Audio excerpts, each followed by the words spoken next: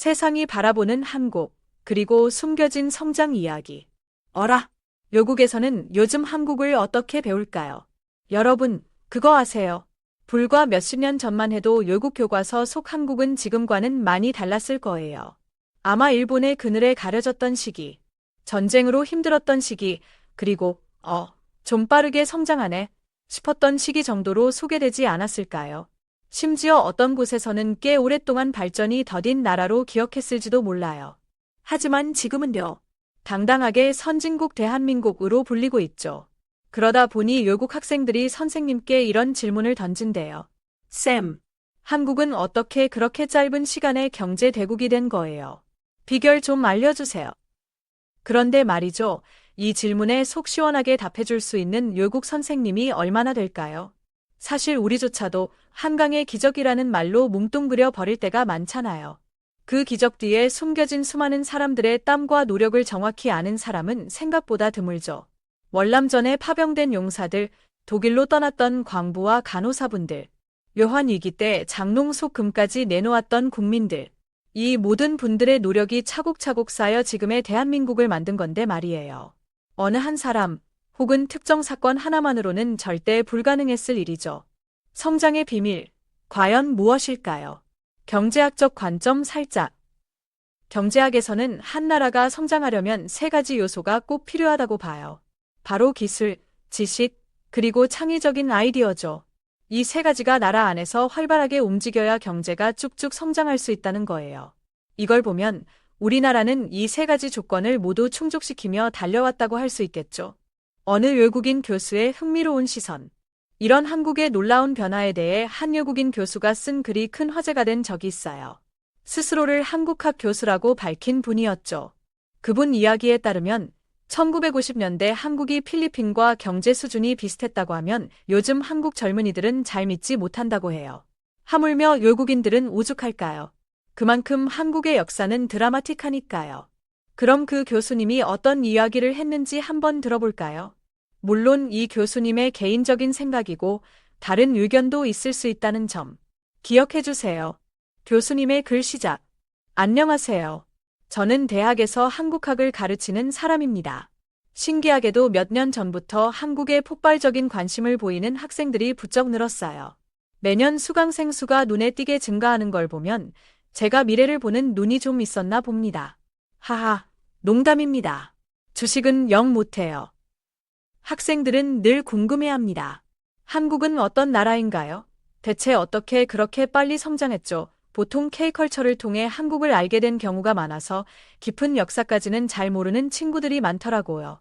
그래서 제 학생이 아니더라도 한국의 성장에 대해 궁금해하는 분들을 위해 제 생각을 좀 나눠볼까 합니다. 어디까지나 저의 주관적인 분석이니 가볍게 읽어주시면 좋겠습니다. 첫 번째 열쇠. 오랜 시간 다져진 단단함. 제 생각에 한국의 저력은 오랜 역사를 공유한 단일민족이라는 특성에서 나오는 것 같아요. 다양한 인종과 문화가 섞여 만들어진 미국 같은 나라와는 다르죠. 지리적으로도 독특해요. 거대한 중국 대륙 옆에 자리 잡고 있어서 예전에는 육로로 한국을 침략하려면 반드시 중국을 거쳐야 했죠. 자기 땅을 다른 나라 군대가 휘젓고 다니는 걸 중국이 가만히 보고만 있지는 않았을 테니 의도치 않게 중국이 방패막이 역할을 해준 셈이에요. 물론 배를 이용한 교류나 침략이 활발해지기 전까지의 이야기지만요. 여기서 질문.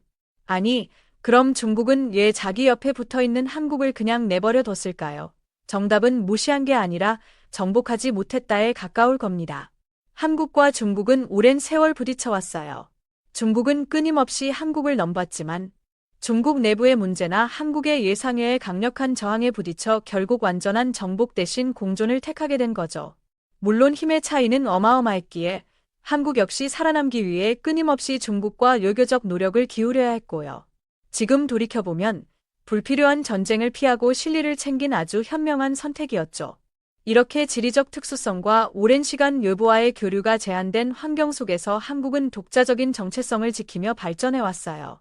사회적 안정, 정치 시스템, 그리고 수천 년간 다듬어진 제도들이 한국을 매우 견고한 나라로 만들었죠. 이 데이터가 있었기에 일제의 강점기라는 아픔을 딛고 빠르게 경제를 재건할 수 있었을 거라고 봅니다. 나라 경제가 어려워진 경험이 어찌 1900년대뿐이었겠어요. 역사 속에서 이미 수많은 위기를 극복한 경험치가 축적되어 있었던 거죠. 한마디로 한국이 최빈국에서 선진국으로 도약한 첫 번째 비결은 바로 이 탄탄한 역사와 민족성, 그리고 경험이라고 생각합니다. 두 번째 열쇠, 한글이라는 놀라운 선물. 제가 생각하는 두 번째 이유는 바로 한글이라는 문자 체계의 우수성입니다. 한국인들은 너무나 당연하게 사용해서 그 위대함을 잘 못 느낄 수도 있지만, 한글은 정말 과학적이고 배우기 쉬운 문자예요. 만약 한국이 아시아 끝이 아니라 유럽이나 아메리카 대륙에 있었고, 한글을 좀 더 일찍 세상에 알렸다면, 어쩌면 지금 세계 공용 문자는 알파벳이 아니라 한글이었을지도 모른다는 상상까지 해봅니다.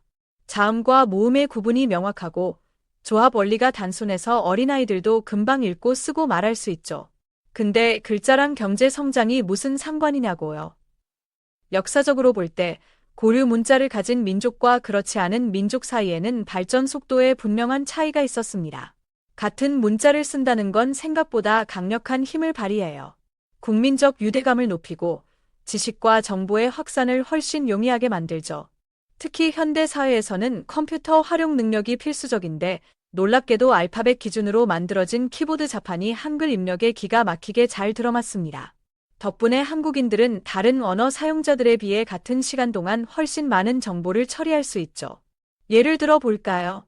똑같은 내용을 문서 한 장 가득 채우는데 영어 사용자가 1시간 걸린다면 한국어 사용자는 훨씬 짧은 시간에 끝낼 수 있다는 이야기가 나올 정도니까요. 물론 이건 효율성을 강조하기 위한 비유입니다. 이는 정보화 시대의 엄청난 생산성 향상으로 이어질 수 있다는 뜻이죠. 실제로 한국의 컴퓨터 보급 시기와 경제 발전 시기는 상당히 겹칩니다. 컴퓨터 때문에 발전했다고 단정할 순 없지만 분명 중요한 역할을 했다고 봐요. 1998년 외환위기 때 한국 경제는 마이너스 7%라는 충격적인 성장률을 기록했지만 바로 다음 해인 1999년에는 무려 플러스 10% 성장이라는 기염을 토합니다. 만약 이때 컴퓨터와 한글이라는 효율적인 도구가 없었다면 그렇게 빠른 회복이 가능했을까요? 저는 쉽지 않았을 거라고 생각합니다. 결론적으로 한국 경제가 단기간에 눈부신 성장을 이룬 배경에는 오랜 역사를 지닌 단일민족이라는 특성과 한글이라는 뛰어난 문자 체계가 중요한 역할을 했다고 생각합니다. 물론 이것이 전부는 아닐 테고 제 의견에 대한 다른 생각들도 얼마든지 환영합니다. 교수님의 글 끝. 세상이 변했네요. 어떠신가요? 외국인의 시선으로 본 한국의 성장 이야기, 꽤 흥미롭지 않나요? 예전에는 상상도 못했을 텐데, 이제는 외국에서도 이렇게 한국을 주제로 진지하게 토론하고 분석하는 시대가 되었네요. 이 교수님 외에도 정말 다양한 외국인들이 댓글로 각자의 의견을 나누고 있다고 하니 세상이 참 많이 변했다는 것을 실감합니다.